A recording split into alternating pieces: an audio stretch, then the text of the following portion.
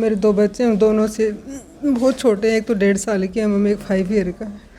दोनों को रास्ता छोड़ रखा मैंने इसी के कारण कि यहाँ पे कौन देखेगा उनको।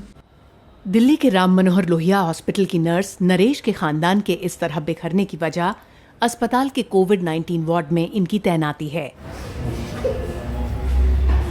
नरेश के साथ वार्ड में काम करने वाली कई और नर्सेज अपने खानदान ही नहीं घरों से भी दूर रहने पर मजबूर हैं। कोविड-19 एक दूसरे को ना फैल जाए, हमारी फैमिली में ना फैल जाए, यही है मैम, इसलिए इधर हम रह रहे हैं। आने जाने में बहुत दिक्कत थी हमें, क्योंकि आजकल कोई गाड़ी वाड़ी की कोई सुविधा नहीं है, घर वाले भी नहीं छोड़ सकते क्योंकि उनको भी गाड़ी लेके नहीं आने देते यहाँ पर, इसीलिए फिर हमें गुरुद्वारा में रहना पड़ा।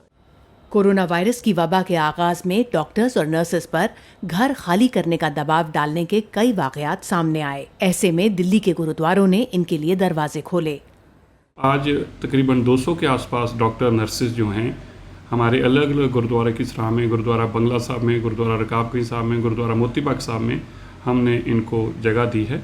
ये यहाँ पे रहने के साथ साथ खाने पीने का भी सब चीज़ों का इंतज़ाम दिल्ली सिख गुरुद्वारा मैनेजमेंट कमेटी इनका कर रही है।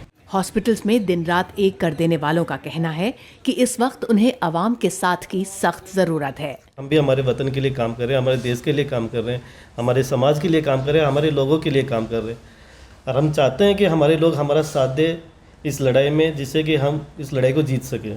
जुनूबी भारत की रियासत केरल के महेश को अपने घर से दूरी शिद्दत से महसूस हो रही है। महेश बाप बने हैं, लेकिन बच्चे के वीडियोस और फोटोज देखकर ही दिल को बहला रहे हैं। 9 अप्रैल में मुझे बच्चा पैदा हुआ, मेल बॉय है। 3 साल तक वेट कर रहा मैरिज के बाद बच्चे होने में। अभी खुशखबरी मिला, but I am missing the more. Doctors, nurses, paramedical staff, ये सब वो जाबाज सिपाही हैं जो कोविड-19 के खिलाफ जंग में सबसे आगे तैनात हैं। दुश्मन ऐसा है जो ना दिखाई देता और ना जिसके आने की आहट सुनाई पड़ती है।